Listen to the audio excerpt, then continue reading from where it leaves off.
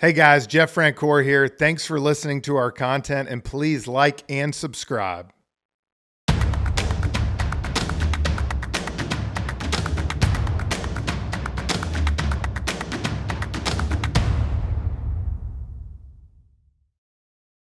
Back to Pure Athlete. What a great time we had today with three-time Olympic gold medalist Heather Mitts. Just so much good info. And now, you know, as a mom of three, you can tell she's really getting into the youth sports. Well, I mean, she's got a great story. She's married to a guy who played in the NFL, AJ Feely, for 10 years or so.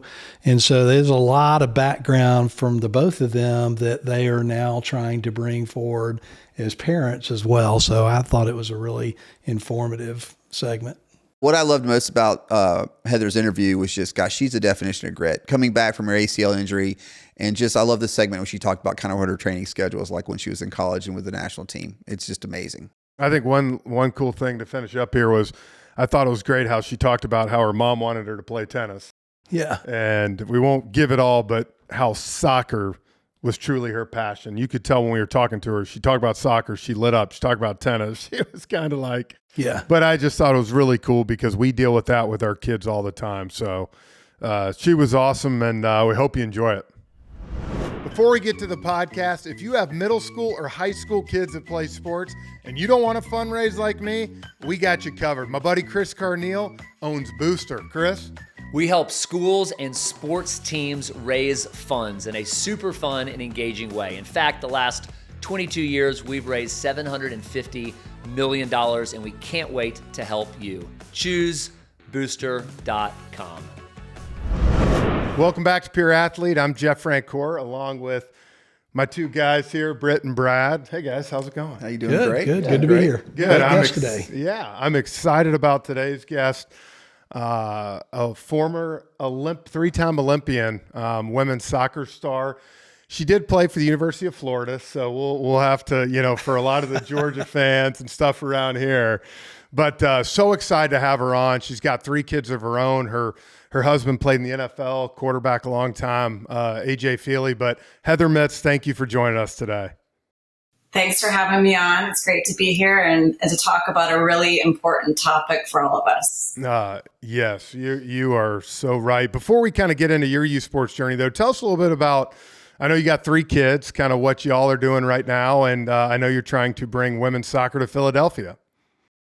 Yeah, so that keeps me really busy with this dream of bringing women's soccer back to Philadelphia. It would be the third time. So if it's going to happen, it needs to be done right. There's a lot of work that goes into it, but I'm really passionate about it, and hopefully it happens. When I'm not doing that, you know, I am a mom of three. That's my most important job, and one that I love very much, and I'm so fortunate. My kids are really into sports. So, you know, I do have all three of them are currently in school. So it's usually come home and we're off to whatever sport it is, sometimes multiple sports. So it's wild. It's a whirlwind. I'm sure it was just like, you know, my mom had to do back in the day with her three kids, and we're just making the most of every day. So what's the dynamic? What's the age of your three kids? So my oldest is 10, he's a boy. And then I have my daughter is 8. And then I have another boy, he is 5. So she's like me, except she stopped at 3. I have 10, 8, 5, and 3. So we went back for one more. Yeah. Yeah. I've got 6. I've got 6 and Britt's got 4. So yeah, we can identify with it. Ours are a little older. Yeah, but as you know, their kids are a little bit older.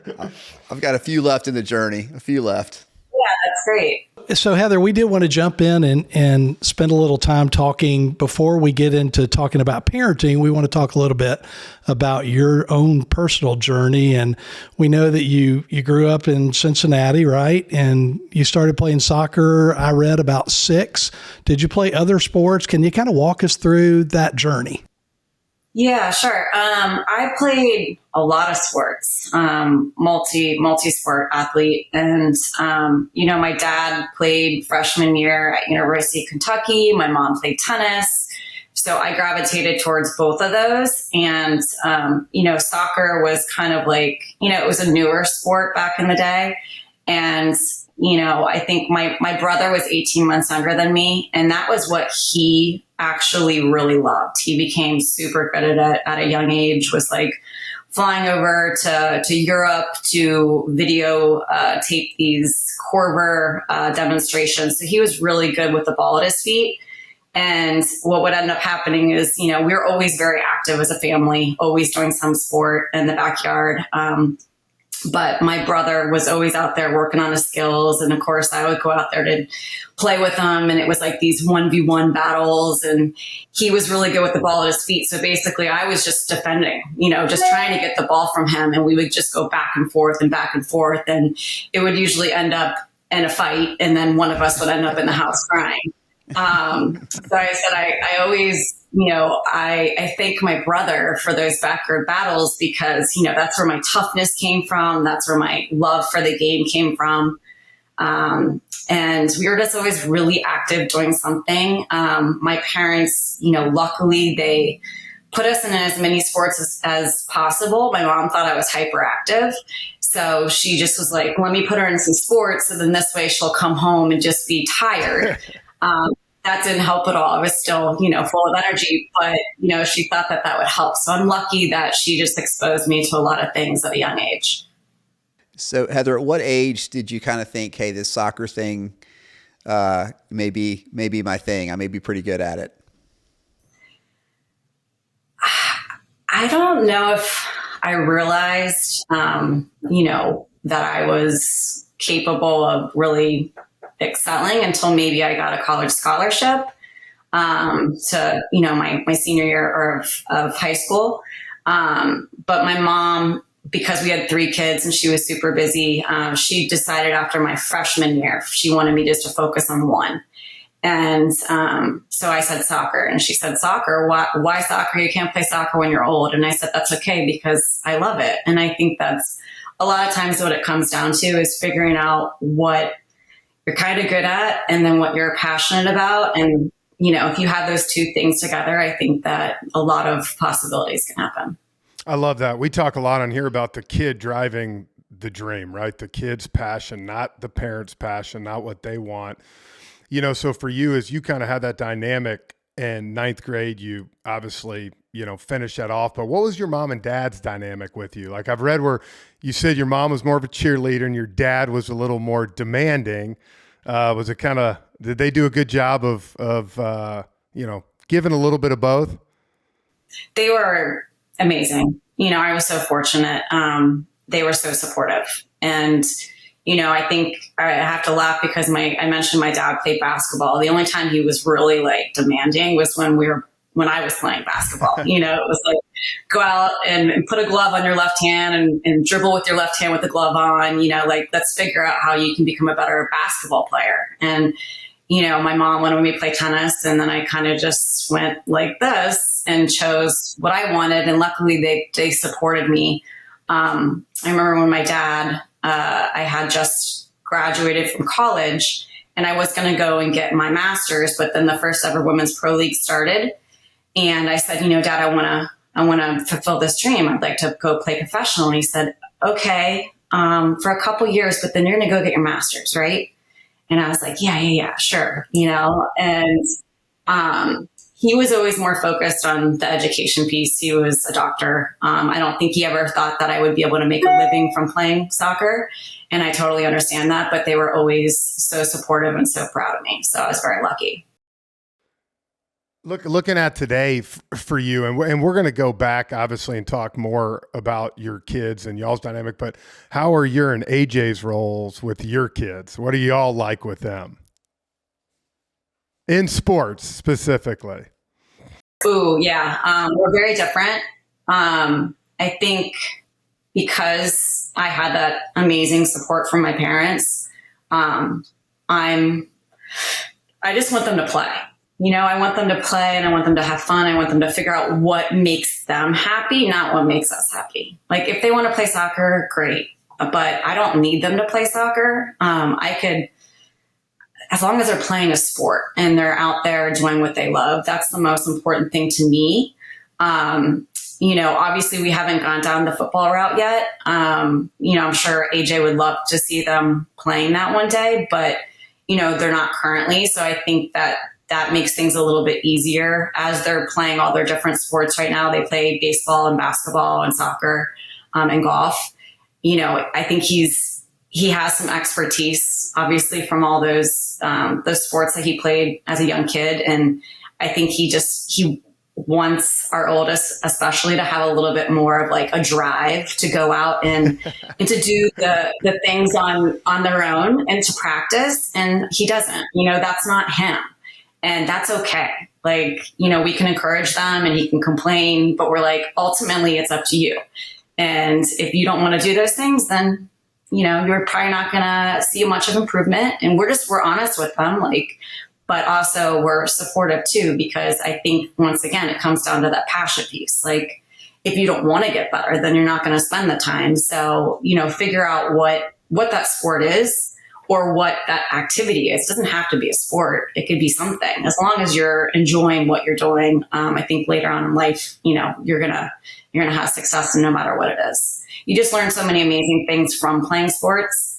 From the dynamics of your teammates and your coaches and just working with others. And, so that's, for me, why sports is important. Did you always have that drive as a kid to want to play, to want to be the best? Mm-hmm. Yeah. And it's funny because I didn't realize how much of that drive I had, I think, until maybe I got invited to the national team.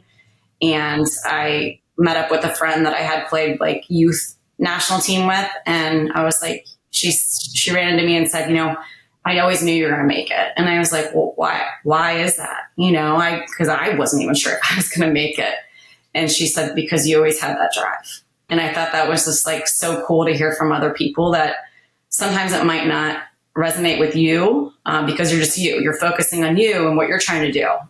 But if you have that drive, you can accomplish some pretty amazing things. So Heather, what did that drive look like for you as a high school kid? You said your friend recognized the drive. So what did they see that was different than what other kids were doing? I think one thing that my dad instilled in me from a young age in any sport that I did was just to work harder than everybody else. You didn't have to be the best, but as long as you worked harder, like, that was going to lead to something. And so, with anything that I do, I just try to like give it my all. And I'm like, all right, that was it. I left it all in the field, or I left it all in the classroom, or with my job, my career, whatever. That's all you can do. So you can only control so much, and figuring out what you can control, the mindset, the work rate. Those are things that we're in charge of. Heather, talk about, why'd you choose University of Florida?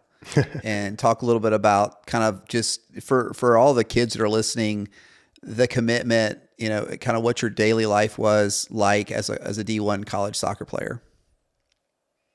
Yeah. It was interesting how it all happened, really. I really had no intention of going that far away. I just went on the recruiting trip and ended up falling in love with the university. Just kind of everything that it offered. I really, really liked Becky Burley and Vic Campbell. I thought they were great. They were also the only college that did not offer me a full ride, or they didn't guarantee me to start out of all of them that I was looking at. And I almost took that as a challenge. I know my parents weren't happy with me because they're like, great, now we have to pay for college as opposed to you getting a full ride. But I just loved it. And my dad said something really important to me because obviously he was focused on the academics. He said, I want you to pick the school that if you go there and you have an injury or you decide you don't want to play, what's the best academic and athletic fit for you?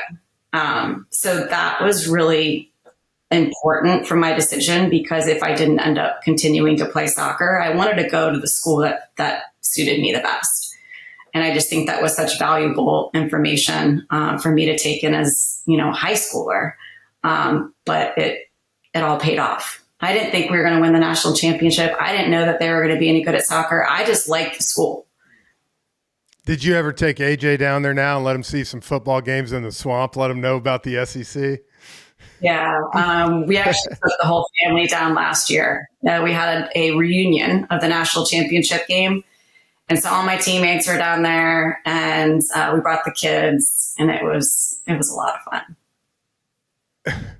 Did he buy in and do the gator chomp before the game? I don't remember if he did or not, so I won't sell him out. I won't sell him up. Highly doubtful, but he still had a good time.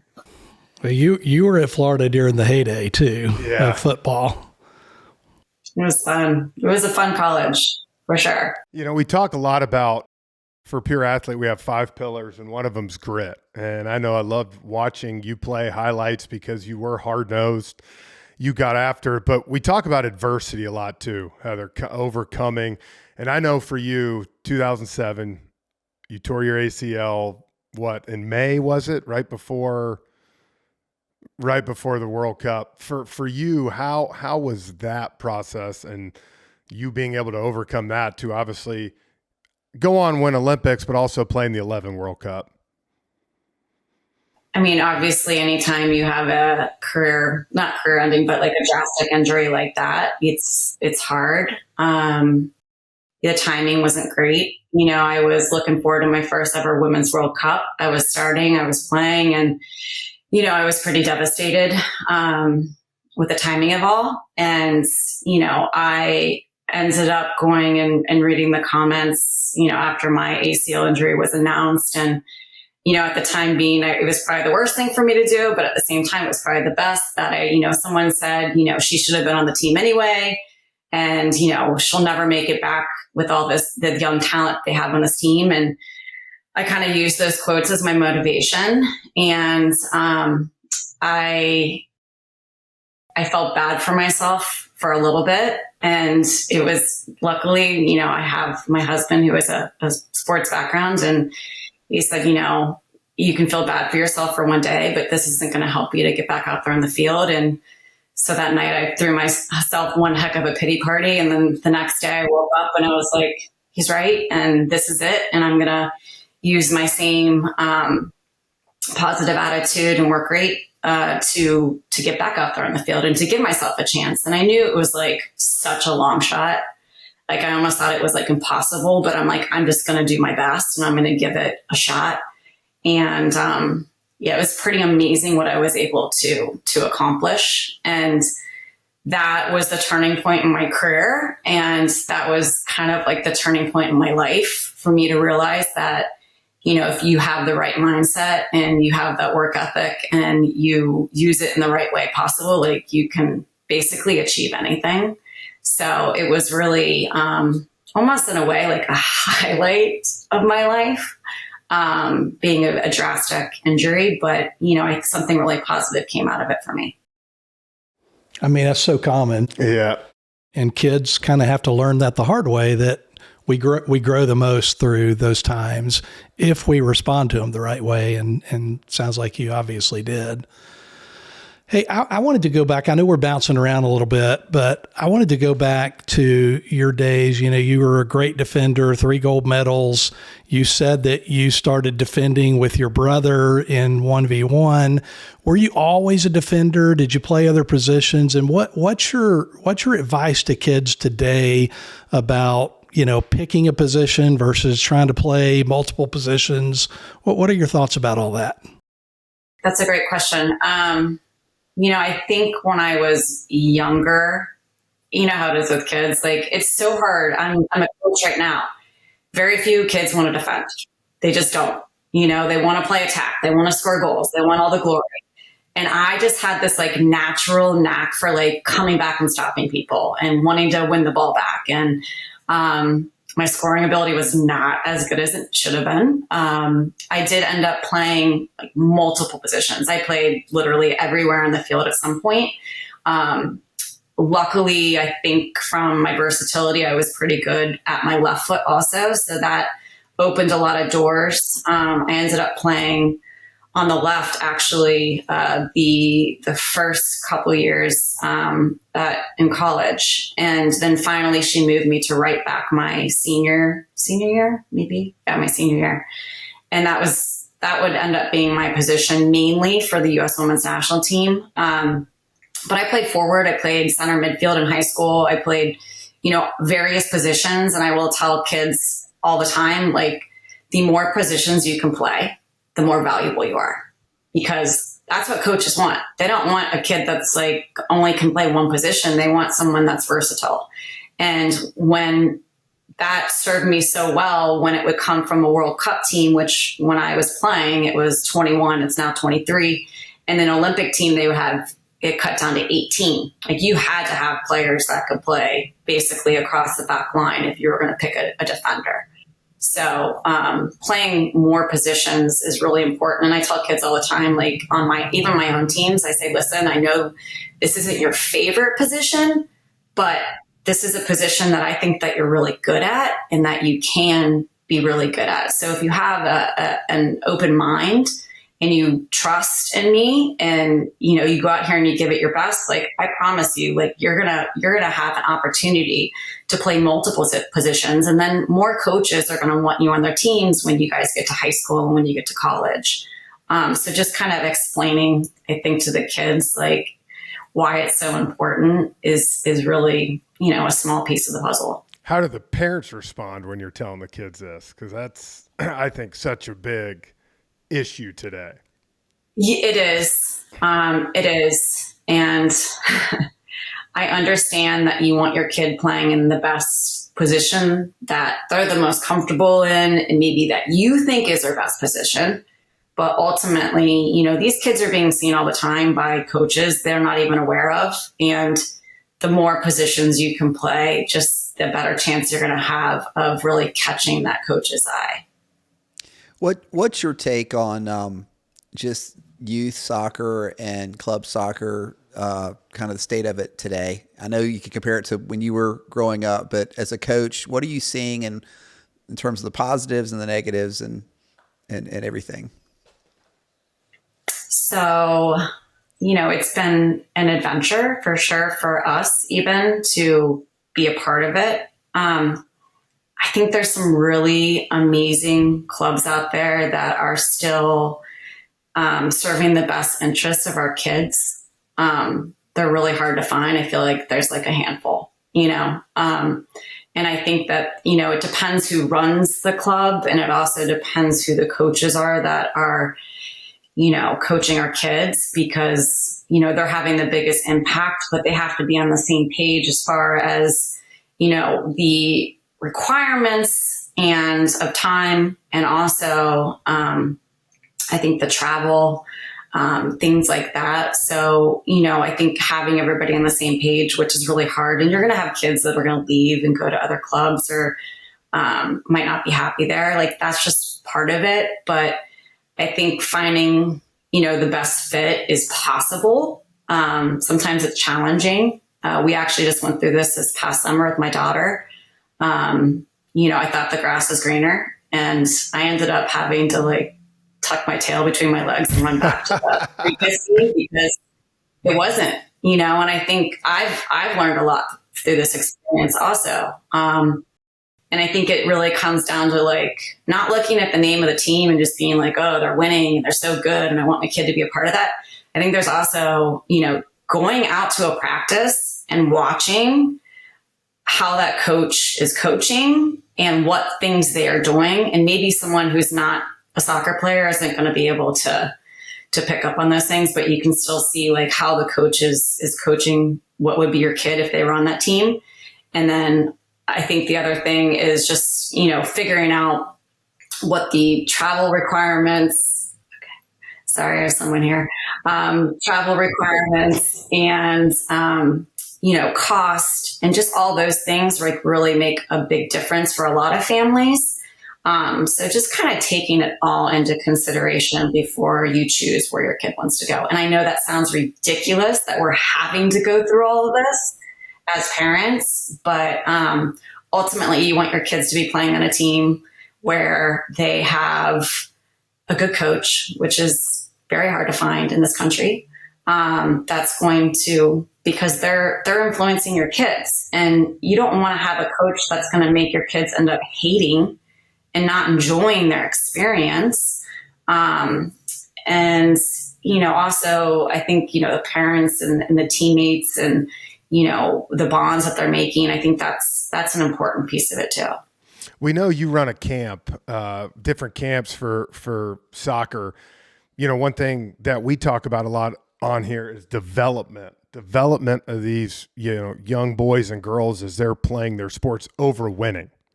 And so when you sit there and talk about all that stuff, I feel like that is something I see coaching my daughter in softball when we play other teams is, at 10 years old, how many people care about winning? And don't get me wrong, I'm competitive. I want to win, but we talk a lot on this. How do you fight that? How do you push that? How do you tell these parents, especially you're in Philadelphia, a lot of people playing soccer, that look, developing your kid is going to be so more important down the road than just winning a 10U tournament? Yeah, it is so important. And that's what we have to keep in mind, because they're like building blocks, right? And I think, the coaches that are good coaches, they know what those building blocks are. Like, they're not trying to teach your kids things that they shouldn't be learning at this age. It's like, let's learn, X first. And then once we get really good at that, then we move to the next letter. Right. And, I think it's a part of the process. We still struggle at it sometimes, for my son's 10-year-old team. And then we just have to basically reel it back and work on the drills and practice that are going to help them to reach that next level, so they can do it in a game. But, the results sometimes aren't there. We have a lot of really good players, but it's about putting together all those pieces. And, parents do get frustrated. Some parents do more than others. But are your kids getting frustrated? That's a big piece of it too, is, yeah, maybe we're not getting the results, but are your kids having fun? Are your kids improving? Are you seeing a difference? And I think the answer for every single one of those kids across the board is yes, they are improving. Yes, they are moving in the right direction. Are they still having fun? Yes. And if you can do that as a coach, you're doing something right. Do you ever, when you ever have an issue with a parent, do you ever kind of bring out the old gold medal and kind of say, or World Cup jersey and kind of say, I may know a little bit more than you do? I do try to explain things in layman terms, because it is hard and is frustrating. I see it and I get it. I'm a parent too. I'm not just an ex-player. I'm not just a coach. I'm a parent also. So I understand those feelings, and I just try to explain what's happening. It's a process. We're going to get there. And ultimately, hopefully it all works out. Brad, are you suggesting she goes to the first practice with her medals? I think you set the standard right so. There. You kind of lay it all out there that, I'm the boss. And if they have anything less than a gold medal, they really shouldn't argue with the coach, I think. Have you seen these? Yeah. I've only brought them out one time. And it was because I was coaching my son's team. So, it's very different coaching boys than girls. And even I had to I was new in coaching period. So I had to adjust to coaching boys. Yeah. Cause they don't listen. Boys do not listen. No, they don't listen. Horrible. And so they were just always goofing off and always. So one day I brought my medalist and I said, okay, guys, I want to show you something. And I brought them out and I explained how I achieved them. And it was through I started as them at practice, listening to my coaches, hint, hint. And they were great. They were great for that one day. And then after that, it was just back to normal. Love that though. Hey, I want to ask you about, I don't know what it's like in Philadelphia, but around here, there's a lot of not just soccer, but in other sports too, that have club club people tell kids, you really shouldn't play at school. You should just play club. And I know you're coaching at high school. What are your thoughts about all that? I think it's really hard. I think it's a really hard thing to put on kids, especially when you're young and you want to be with your friends. So ultimately, I don't think it's fair to these clubs. They don't own you. They don't own you. Unless they're paying you, they don't own you. So I know you sign contracts, which once again, I think is ridiculous at high school. Stupid. It's ridiculous. I'm like, what are we doing? What are we doing? But anyway, yeah, I don't think it's fair. And listen, like, I played high school soccer. I loved it. I learned so much. And I'm so glad that I had that experience. I think there's something about just camaraderie in general. And I had a better relationship with those girls at my school, an all-girls school, because I played sports with them. And if I wouldn't have been given that opportunity, I think that my experience at school would have been completely different. So I just don't think it's fair to put that on our kids. I don't think it's fair for adults too. Ultimately, like, it's their decision, it's their bodies, and they should be able to do what makes them happy. I love that too. For some of the young female soccer players, and even male soccer players that are listening to this or watching it, what were some of the things you worked on? Just take us through like a training for you of what it looked like, every day, whether it was high school, then into college, and then of course into the Olympics.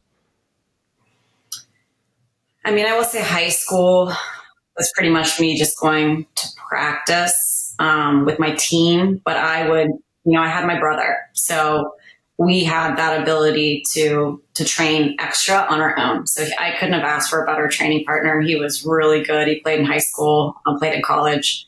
So I had that like extra training at home. And then in college, it's a job.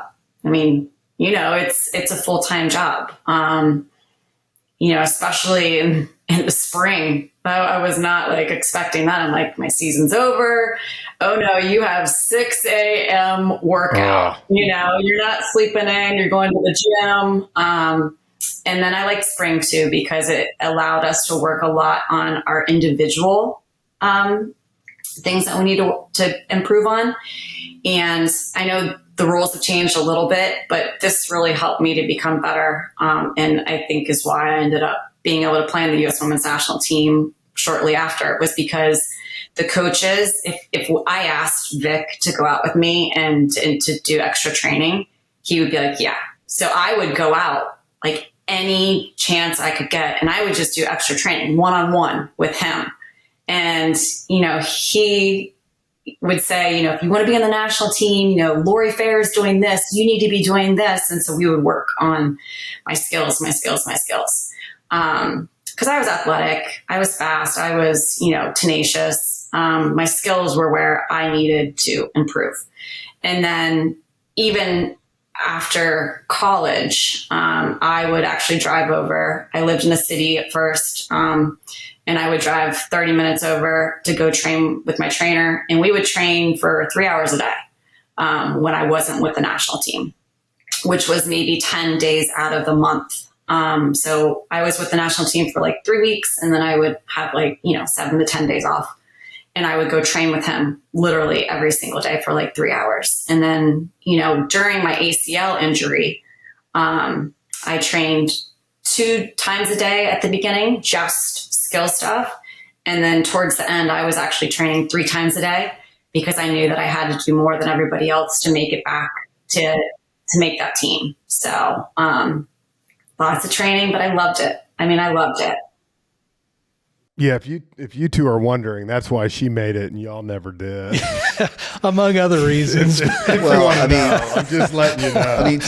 Yeah, thanks for that. Yeah, although also because lack of athleticism and things like that. I got a quick question. Sorry, because my wife and I we have kids obviously the same age, so we talk a lot about just the sports world and being scared. I talk to these guys about different things. How do you and your husband kind of keep it also to let the kids have fun? I mean, do y'all have boundaries on it? How long you can play, how deep you play into the season, how many games your kids are allowed to play? Do y'all put boundaries on that kind of stuff? Not right now, because they're still really young. I think that will be more management when they get older, because I don't think they're doing too much right now.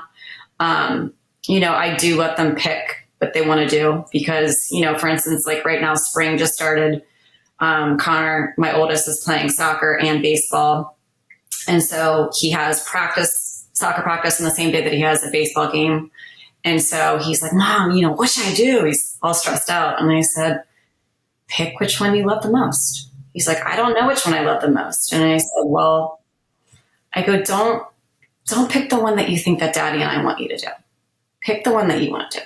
And so I'm letting him decide. It's his life. I tell him all the time, it's your life. It's what you want to do, not what you think we want you to do. Okay. We're here to support you.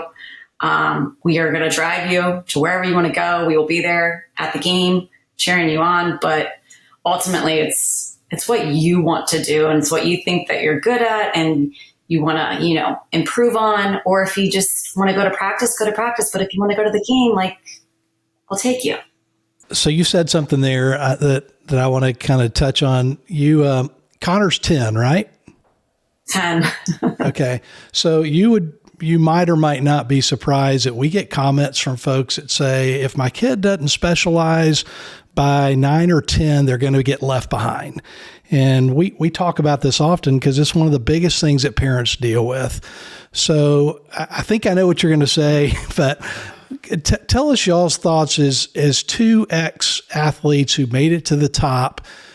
Tell us your thoughts relative to your kids and specialization in that whole area. Well, I get yelled at, just so you know, by these two because I tell those people that comment that they're idiots, and then they get mad at me because they say we're going to lose followers. But Wow. that's how I feel.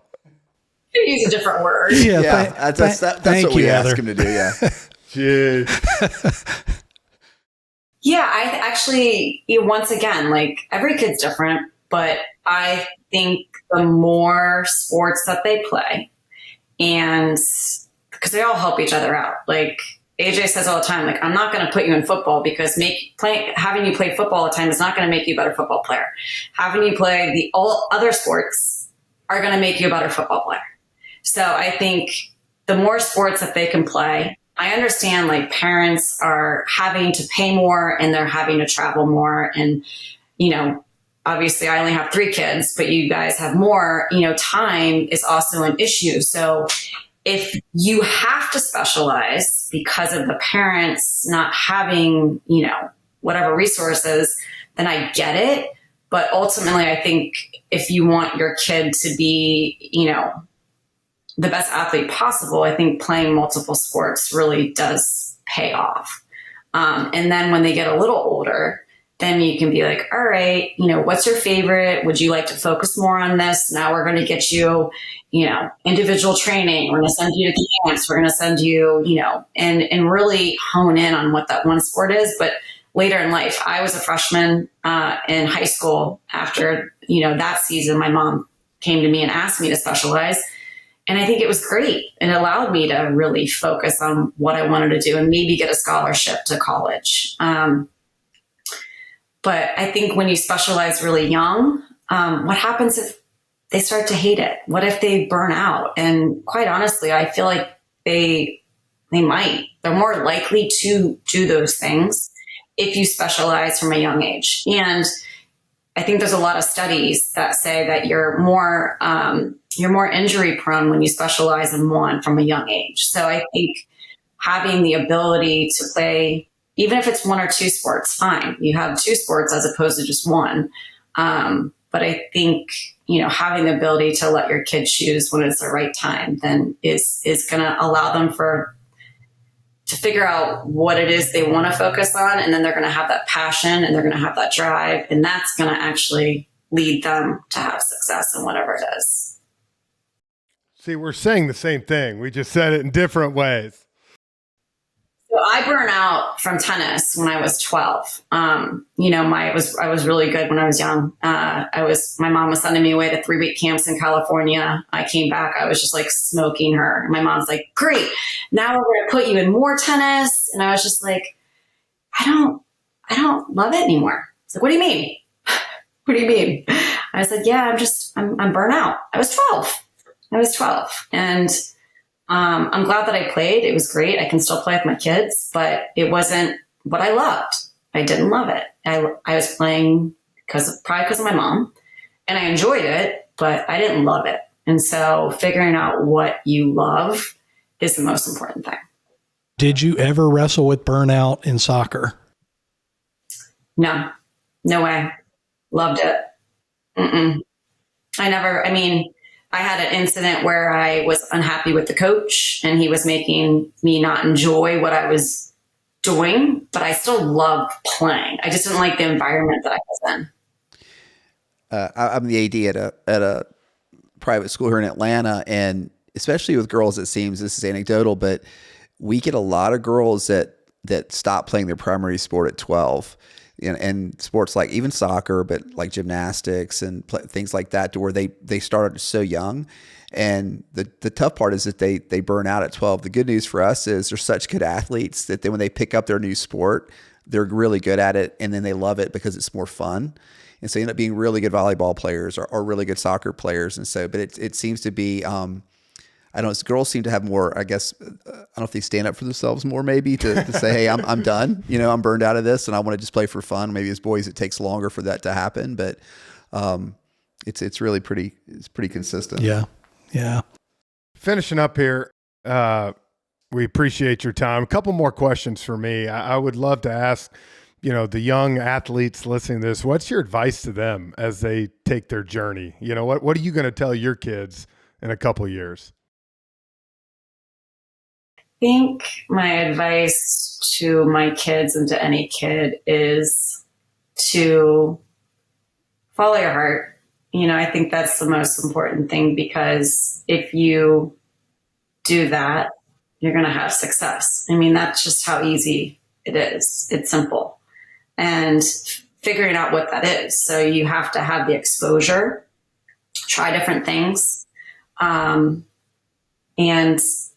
don't be afraid to fail. I think failure is like the greatest gift at teaching us like how important something is to us, how strong our mind is, our bodies, to be able to reach the goals that we want to reach, and to have fun. I think unfortunately in this world that we live in with all these sports and, the overbearing parents, sometimes it's not as much fun, but you have to find the fun in what you do. So remind your parents when you're not having fun and ask them to allow you to have fun. And I think that, if we can all work together, I think, ultimately we all want to see our kids happy. So I think just speaking to them more, asking their opinion, having honest talks, and even if you don't like the answer, just understanding where they're coming from and be respectful, because it's their life. It's not ours. I like that. Even if you don't like their answer, because that's the hard thing, right? Like you want them to say what you do. So my last question, what would be, you just gave the advice to parents kind of a little bit, but what's your advice to coaches coaching these kids? As you said, the ones that really are pouring into them and spending time developing your kids. What's your advice to them?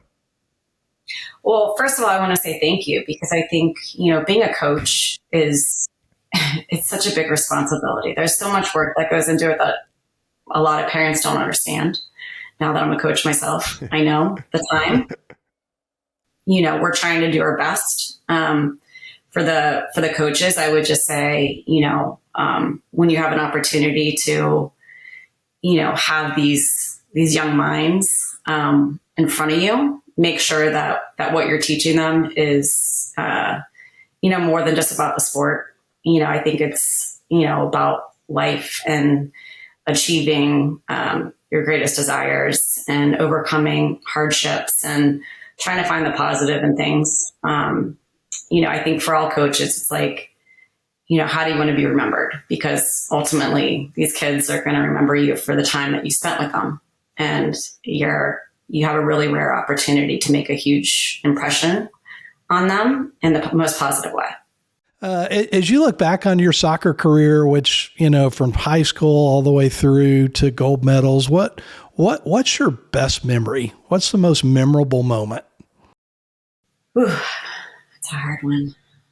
There's so many good ones. I I would honestly have to say, like, standing up on the podium in 2008 after coming back from my ACL injury, you know, from a personal perspective, that was just like so cool to be like, wow, like, A, you did it, and B, it's just so cool to like realize like what you can achieve physically and mentally if you have the right mindset. We also were not picked to win that one because we lost our best player right before heading over there, Abby Wambach. So everybody said, you know, there's no way they're going to win without their leading scorer and their captain and just everything. And so it was just a really cool way to be able to go out there and show everybody that it's not about one person, it's about the team. And if you believe in each other, like anything is possible. So just both of those things combined for me is why that's my favorite memory. I love that too. Great note to end on. Yeah. You know, we had Julie Foudy on. And next time you talk to her, ask her about who beat her in a penalty kick at an event, because I beat her. I made 3 out of the 4 shots. So. Nice job. Good work. Although she did beat me in the baseball. Yeah, that's right. She actually took home a trophy. Part of that story. You were going to leave that part out, weren't you? Yeah, I was going to. But no, we thank you. You know, we can't thank you enough for coming on, you know, and giving us some time. I think we're all trying to navigate this journey together. And the more great athletes and great moms like yourself can come on and speak the truth, hopefully it will make a difference. Well, thank you. I agree. Thank you guys so much for having me on and for speaking about this and having me join. So good luck with everything. It was wonderful meeting you all. Thanks so much, Thank Heather. Thank you, Heather, so Bye-bye. much. Bye. Hey guys, Jeff Francoeur here. Thanks for checking out Pure Athlete, and subscribe to our channel on Apple, Spotify, or wherever you go to listen to our podcast.